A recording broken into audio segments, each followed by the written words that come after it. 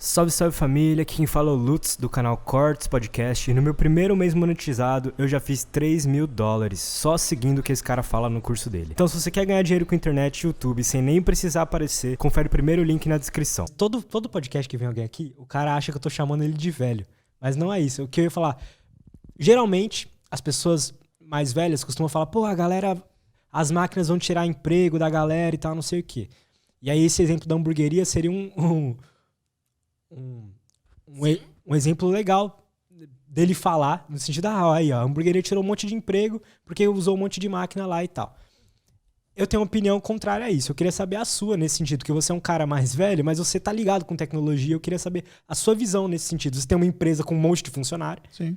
E ao mesmo tempo você automatiza algumas coisas. Total. Então vamos lá. Até pegando o exemplo da nossa empresa. Hoje a gente utiliza, são quase 60 ferramentas online para fazer o nosso trabalho. Desde o marketing até o atendimento ao cliente e tudo mais. A gente tem robôs virtuais que processam documentos automaticamente. Pega o documento daqui, joga para uma pasta, da pasta distribui para outro lugar e faz.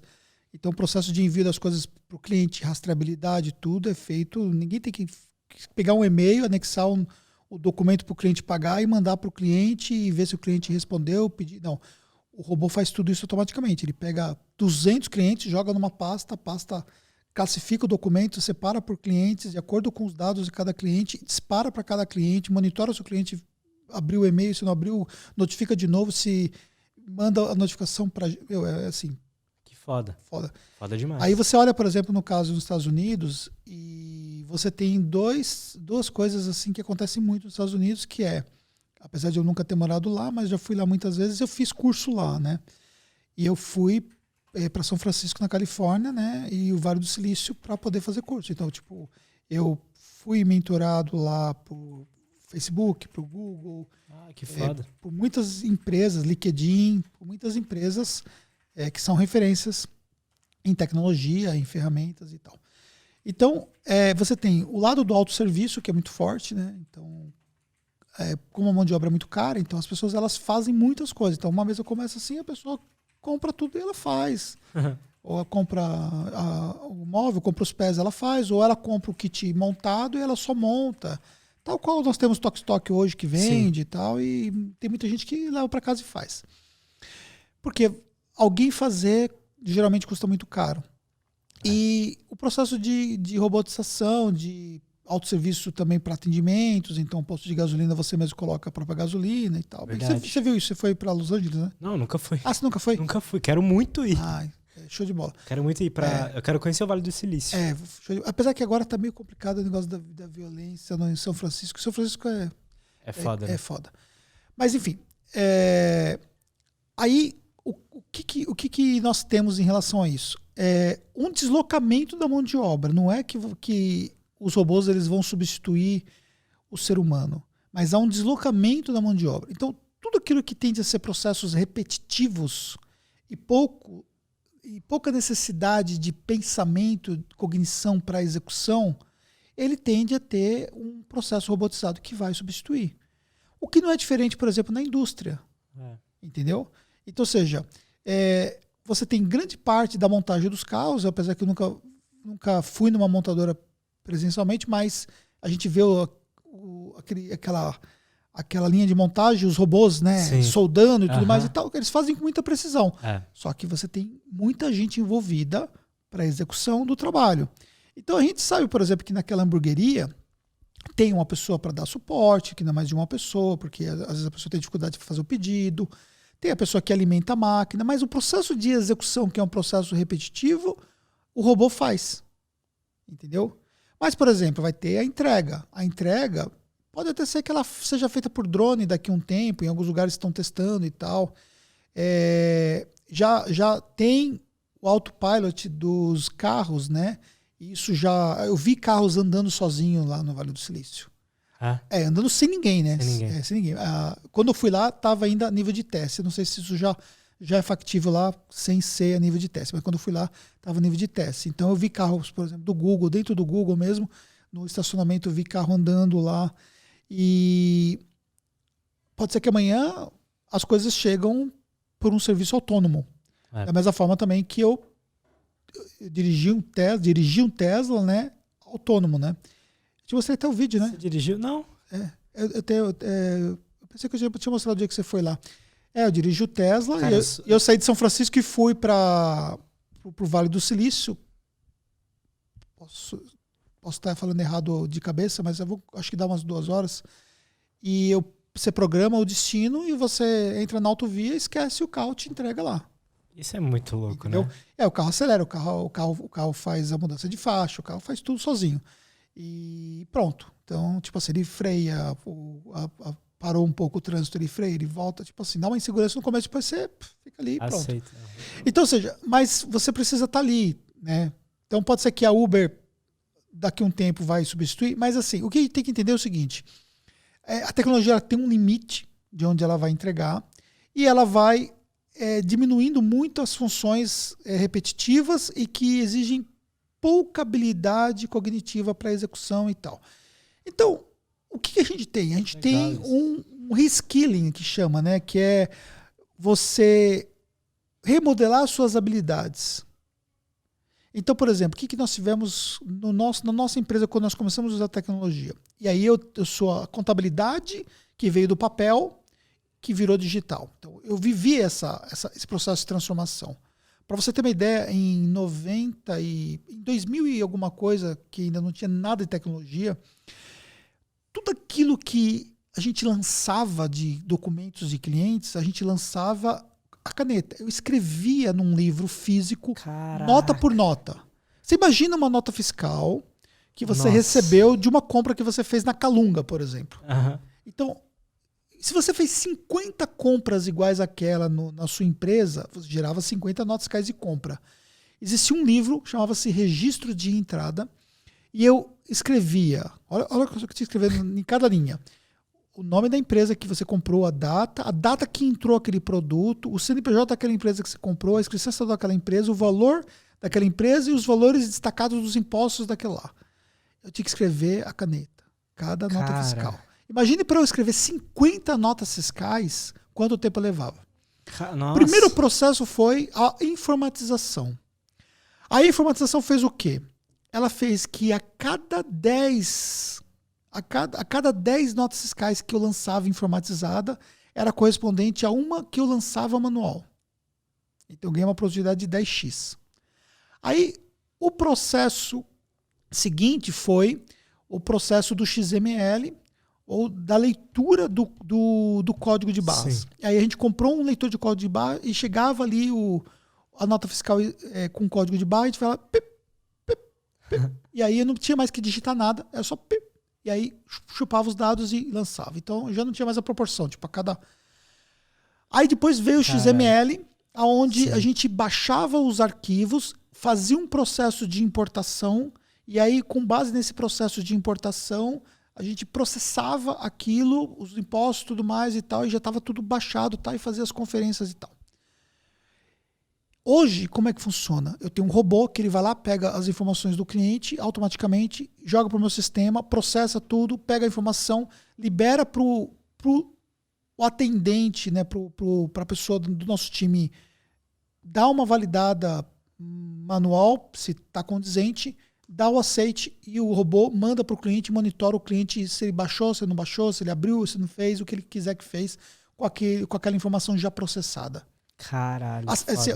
Vou explicar melhor, que ainda tem um erro aí no processo. Então vamos lá. O robô vai lá, pega a nota fiscal, importa para o meu sistema, faz um processo de importação, entra no site da Receita, faz um processo lá de validação para gerar o imposto, gera o imposto, pega aquele imposto, vai para um outro lugar e manda para o cliente, monitora se o cliente acessou e tudo mais e tal. E aí, quando o cliente faz o pagamento, um outro robô entra no sistema da Receita, valida que aquele pagamento foi feito, baixa aquela comprovação e fecha o pagamento dentro do sistema e fecha o ciclo.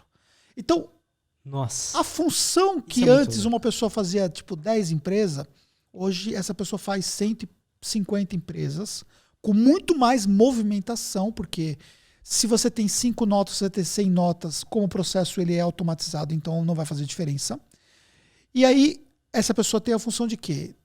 Dar orientação para o cliente, validar se o robô não deixou alguma coisa para trás e tal, porque o robô também pode deixar. A mesma coisa se você bota Você já usou aquele robô aspirador? Não. Eu tenho em casa, funciona bem. Funciona bem? Funciona. A da Xiaomi funciona bem pra caramba. Eu gostei. Então, tipo assim, claro, a gente tem empregada e tal, mas chega no final de semana não tá em casa tal, e vai receber uma visita, a gente deixa o robô, eu programo e pronto. Eu programo tudo pelo celular. Inclusive, se eu quiser ligar o robô daqui do meu celular, eu ligo. Que foda. Eu ligo daqui, ele vai começar a andar lá em casa e ele já tem um mapa da minha casa. Então, isso tudo funciona. E aí, o que acontece?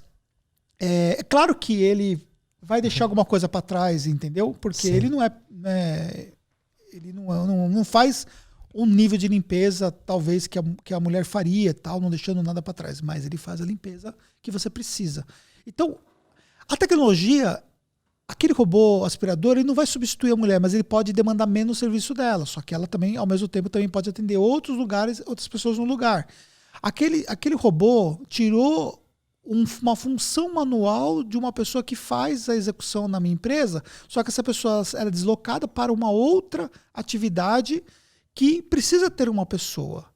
Ou vai ser deslocada para fazer o atendimento ao cliente, dar o suporte, mas porque na hora que você vai falar, você não quer falar com o robô, você quer falar com uma pessoa. E aí essa pessoa vai te dar esse suporte. Então, o que a gente teve? A gente teve... Você viveu na pele o manual, né? O analógico para o digital. Isso é muito louco. E a gente teve o quê? Uma readequação das habilidades. Para quê? Para que nessa readequação de habilidades você tenha novas competências necessárias para novas funções que você passa a ter. Qual é o problema que nós temos no mercado de trabalho?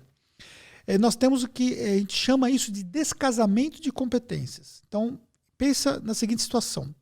As competências necessárias e os profissionais que têm as competências atuais. Muitas vezes há esse descasamento. A competência desse profissional não bate com as competências necessárias. E aí, consequentemente, por conta desse descasamento, faz com que esse profissional ele não consiga atender essas novas competências porque ele não se readequou. Então, por isso que você tem que fazer esse reskilling. Você precisa ter novas habilidades que você tem que desenvolver para você poder fazer isso aqui. Por exemplo, ele está ali fazendo os cortes e tudo mais. Hoje nós temos um equipamento, né, que ele utiliza, que é um equipamento bem portátil e que facilita muito o processo. Então, antes, como que era feito os cortes? Era feito um outro processo, uma outra maneira, que hoje ele tem uma tecnologia que faz isso. Só que, obviamente, aquele equipamento, ali está funcionando tudo beleza. Sim. Só que para chegar naquele ponto, ele tem que saber configurar, ele tem que fazer a programação para tudo isso acontecer. Então, não é qualquer pessoa que faz esse trabalho, ele teve que desenvolver competências para isso. Sim. O que acontece muitas vezes é que antes ficava um cara manual numa câmera, o cara na outra câmera, ficava 3 pessoas aqui para poder fazer o que nós estamos fazendo com uma pessoa só, cuidando de tudo. 3 pessoas só por causa das câmeras. Eu fui numa produtora e ainda é muito assim. Era muito assim, pois é. E o cara ficava virando a câmera, não sei o que. Eu vi que ele mudou a câmera umas 2 vezes, que acho que eu mudei de lugar aqui. Ele só deu uma adequada, mas assim, o que ele fez? Ele jogou na outra câmera, foi lá, só mudou um pouquinho, pronto. Normal. Sim. O que acontece é que hoje você consegue tocar um projeto desse, sendo que se você fosse tocar, talvez há 5 anos atrás, você precisaria de 3, 4 pessoas para trocar um projeto, ainda com uma qualidade inferior do que você tem hoje. Com certeza. E nesse processo que a tecnologia nos proporciona, a gente consegue ter um maior aproveitamento de mão de obra. Só que, ao mesmo tempo, você tem uma necessidade de uma mão de obra mais qualificada para funções, como o exemplo que eu acabei de citar, entendeu? Sim. Então, ou seja, para operar esse equipamento, depende de um conhecimento, a pessoa tem que estudar, a pessoa tem que aprender técnicas diferenciadas. Por quê? Porque as funções elas começam a passar por um processo de evolução necessária. Então, o profissional que eu contrato hoje, muitas vezes o profissional é o profissional que sai da faculdade, ele sai já com esse descasamento de competências que eu citei. Porque Sim. a faculdade não prepara ele para essas funções que eu preciso, entendeu? Sim. E aí obriga eu, como empresa, ser uma entidade que educa essas pessoas, para que eu possa adequar essas pessoas a essa realidade. Então, beleza. Cara, tu estudou 5 anos na faculdade e eu tenho uma notícia triste para dar para você. Aquilo que você aprendeu lá, daqui para dentro, é muito diferente. E aí você vai ter que entender essa jogada. Então, sabe o que você aprendeu lá na faculdade, que você fazia um negócio lá, fechava o balancete ali na mão e tudo mais e tal, manualmente? Cara, isso aqui sai pronto aqui existe nesse mais. sistema aqui. Então, o que você vai ter que aprender? A fazer a leitura dessa informação que sai pronta e explicar essa informação para o cliente. Então, por exemplo, hoje eu vou contratar uma pessoa para uma função de auxiliar. Quais são as competências que eu vou analisar nessa pessoa? Ela é uma pessoa comunicativa? Ela fala bem? Ela tem facilidade de aprendizagem? Sim. Como que ela escreve no WhatsApp? Como que ela faz um processo de comunicação? Qual que é a pegada dela de fazer as coisas? Entendeu? Ela consegue ser dinâmica. É muito mais umas habilidades gerais, né? Do que... E aí entra para as habilidades interpessoais também. Como que ela trabalha em grupo? Como que é o convívio dela com outras pessoas? Quando Caralho. antes, qual é a habilidade que eu queria? Digitar. Eu fiz curso de datilografia. Cara, acho que você já usou alguma vez uma máquina de escrever? Só de brincadeira. Só de brincadeira. É. Agora você imagina que eu fiz curso disso. Que existia escola que ensinava datilografia. Caralho. Entendeu? Sim. Hoje, eu não preciso de um digitador, porque antes eu contratava o digitador, que o cara ficava digitando nota. Eu não preciso de um digitador. Você chegou a contratar um cara desses? Cheguei muito, claro. Nossa, mano. Cheguei a contratar digitador. Que louco. Entendeu? Aham. Então, ou seja, o negócio é completamente diferente hoje. Então, existe um processo de evolução que a tecnologia trouxe. Então, obviamente, há atividades que elas deixam de existir. Então, por exemplo, voltando ao exemplo dos Estados Unidos, o serviço de abastecimento, ele é feito por você mesmo, né? Sim. E aí você tem um posto de gasolina que eu cheguei a ver ser tocado por uma única pessoa no caixa. Porque ela toca a lojinha e faz o recebimento lá, você vai lá e faz o pagamento, ou você faz o pagamento na própria bomba, lá passa o cartão e pronto, acabou, entendeu? Sim. Ou se você vai pagar em dinheiro, você vai lá, paga o dinheiro, ela bota o crédito e você vai lá e abastece, se sobrou, você pega o troco, enfim. Mas ninguém vai lá fazer alguma coisa por você, porque você vai se virar sozinho.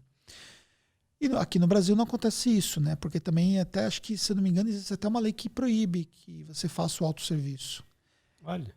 Acho que existe isso, porque tem um certo lobby em relação a essa questão aí, porque lá atrás tentaram mudar e tal. Então, ou seja, então existe uma proteção, uma reserva de mercado para essa galera. Se amanhã depois isso mudar, essas pessoas elas vão perder essa função que ela deixaria de existir. Da mesma forma que os atendentes ali do balcão do McDonald's, que pararam de ter que atender por conta do serviço automatizado, deixou de existir aquela função. Mas, cara, tem tanta coisa para fazer, a pessoa só precisa desenvolver as habilidades para fazer outras coisas. É legal você faz isso, porque você tem uma visão de cima, né? Exatamente. Você falando, eu fui percebendo que assim, a tecnologia, na verdade, ela só possibilitou que você contratasse mais gente. É isso. Não é? É. Você consegue agregar mais valor a essas empresas que precisam do seu serviço, né? Total. Então você tem mais um monte de empresa que se ajuda. E a tecnologia me proporciona também hoje até acesso a pessoas que não estão aqui próximo de mim. Por exemplo, você pode contratar um editor de vídeo em qualquer lugar que você quiser hoje. Se você quiser. Sim. Você Total. acabou de pegar o vídeo, sobe pro Drive, ou ele vai baixar o vídeo de algum lugar e vai Total. já fazer os cortes e tal. Então, por exemplo, esse vídeo que nós estamos fazendo aqui, que está dentro do seu canal, se você quiser que alguém faça os cortes, acabou aqui, ele vai lá e baixa o vídeo e faz os cortes e já... Você pode dar um acesso até para ele subir já direto os cortes lá e você... Sim. Entendeu?